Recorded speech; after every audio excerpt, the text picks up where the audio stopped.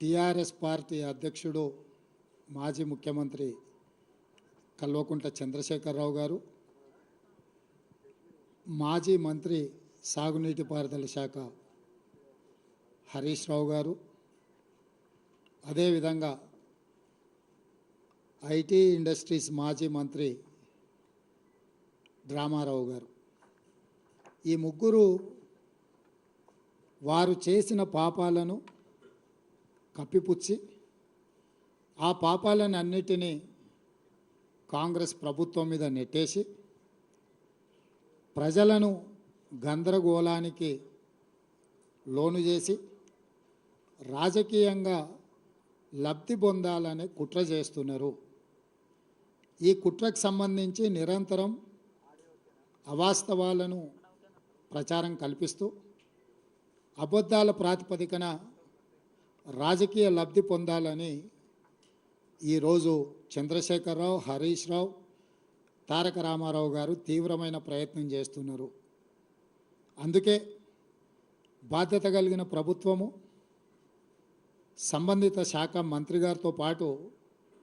ముఖ్యమంత్రిగా మేము బాధ్యతలు చేపట్టిన తర్వాత, మా ప్రభుత్వం ఏర్పడ్డ తర్వాత ఎలాంటి తప్పిదాలు జరగకపోను, గత ప్రభుత్వం ఆంధ్రప్రదేశ్కు లొంగిపోయిన విధానాన్ని కేంద్ర ప్రభుత్వానికి కృష్ణా నది మీద ఉన్న ప్రాజెక్టులను, గోదావరి నది మీద ఉన్న ప్రాజెక్టులను అప్పజెప్పడానికి చేసిన ప్రయత్నాలను ఈరోజు తెలంగాణ ప్రజలకు మీ ద్వారా వివరించడానికి చేస్తున్న ప్రయత్నమే ఈ పత్రికా సమావేశం. మీడియా మిత్రులందరికీ ఆంధ్రప్రదేశ్ రీఆర్గనైజేషన్ యాక్ట్ 2014 రాష్ట్ర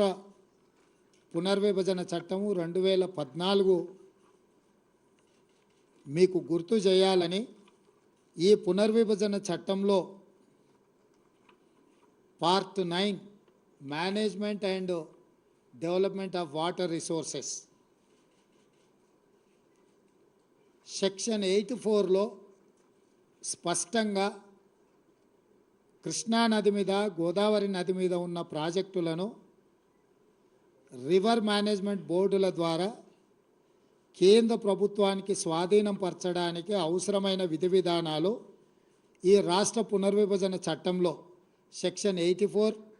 section 85, section 86, section 87 almost section 88, 89 వరకు, 84లో మొదలయ్యి 89 వరకు ఈ సెక్షన్లలో స్పష్టంగా కృష్ణా గోదావరి నదుల మీద ఉమ్మడి రాష్ట్రంలో నిర్మించిన ప్రాజెక్టులను అన్నిటిని కూడా కేంద్ర ప్రభుత్వానికి స్వాధీనం చేయడానికి విధి విధానాలను ఖరారు చేయడమే కాకుండా ఈ ప్రాజెక్టుల యొక్క మేనేజ్మెంట్ కోసము, నిర్వహణ కోసము, కొత్త ప్రాజెక్టుల నిర్మాణం కోసము ఎవరెవరు ఉండాలనేది కూడా ఇందులో రాసిండ్రు. దీంట్లో minister of water resources, government of India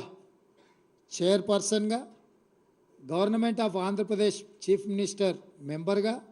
government of Telangana chief minister ఇంకొక మెంబర్గా, అంటే కేంద్ర ప్రభుత్వము జలశక్తి మంత్రి చైర్మన్గా, ఆంధ్రప్రదేశ్ తెలంగాణ రాష్ట్ర ముఖ్యమంత్రులు మెంబర్స్గా వండుకుంటూ దీని విధి విధానాలను